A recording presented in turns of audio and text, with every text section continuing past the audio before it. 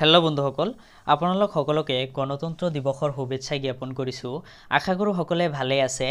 আজি গণতন্ত্ৰ দিৱসৰ প্ৰাকক্ষণত অসমৰ মুখ্যমন্ত্ৰী ডক্টৰ হিমন্ত বিশ্ব শৰ্মা মহোদয়ে অসমৰ কৰ্মচাৰীসকলৰ বাবে বহুকেইটা গুৰুত্বপূৰ্ণ বিষয় ঘোষণা কৰিলে। সেই বিষয়বোৰ মই আপোনালোকৰ লগত এবাৰ দেখুৱাব বিচাৰিছোঁ আৰু আপোনালোকে মোৰ ভিডিঅ'টো শেষলৈকে চাই থাকিব।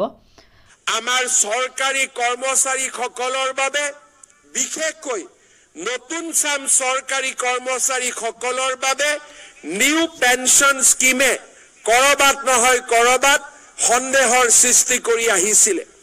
এই বছৰ 1 এপ্ৰিলৰ পৰা আমি আমাৰ অসমৰ চৰকাৰী কৰ্মচাৰীসকলৰ বাবে নিউ পেনশ্যন স্কিমৰ সামৰণি মাৰি United pension scheme UPS scheme আমি আৰম্ভ কৰিব বিচাৰিছো, যাৰ জৰিয়তে 25 বছৰ কাম কৰা চৰকাৰী কৰ্মচাৰীসকলে নিশ্চিতভাৱে তেওঁলোকে 50% চাকৰি কালৰ দৰমহা 50% ডিয়াৰনেছ এলাউন্সৰ সৈতে লাভ কৰিবলৈ সক্ষম হ'ব।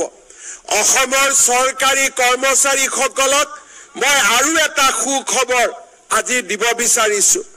2005 চনৰ আগতে যিসকলৰ নিযুক্তিৰ প্ৰক্ৰিয়া আৰম্ভ হৈছিল, কিবা কাৰণত নিযুক্তিৰ প্ৰক্ৰিয়া 2005লৈ গুচি গ'ল, তেওঁলোকে ওল্ড পেনশ্যন স্কিমৰ জাগাত নিউ পেনশ্যন স্কিমৰ অন্তৰ্ভুক্ত হ'বলগীয়া হৈছিল। কাৰিকৰী অসুবিধা পিছ পেলাই মই তেনে চৰকাৰী কৰ্মচাৰীসকলকো যাৰ নিযুক্তিৰ প্ৰক্ৰিয়া 2005 চনৰ আগতে আৰম্ভ হৈছিল, তেনে চৰকাৰী কৰ্মচাৰীসকলকো ওল্ড পেনশ্যন স্কিম বা OPSৰ ভিতৰলৈ আনিবলৈ সিদ্ধান্ত গ্ৰহণ কৰিছো, যি আমাৰ ৰাজ্যখনৰ চৰকাৰী কৰ্মচাৰীসকলৰ বাবে নিৰাশাৰ পৰিৱৰ্তে আশাৰ এক নতুন সঞ্জীৱনী সুধা আৰম্ভ কৰিব।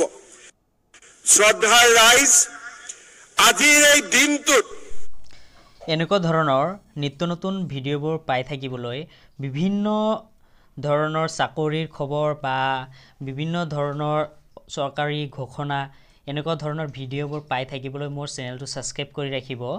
আৰু মোৰ ভিডিঅ'টো যদি ভাল লাগি থাকে অনুগ্ৰহ কৰি আপোনালোকৰ বন্ধু বান্ধৱীলৈ শ্বেয়াৰ কৰি দিব, যাতে আপোনালোকৰ বন্ধু বান্ধৱীসকলে এনেকুৱা ধৰণৰ ভিডিঅ'বোৰ পাই থাকে আৰু অসম চৰকাৰৰ বিভিন্ন ধৰণৰ ঘোষণা আৰু বিভিন্ন ধৰণৰ চাকৰিৰ খবৰ পাই থাকে।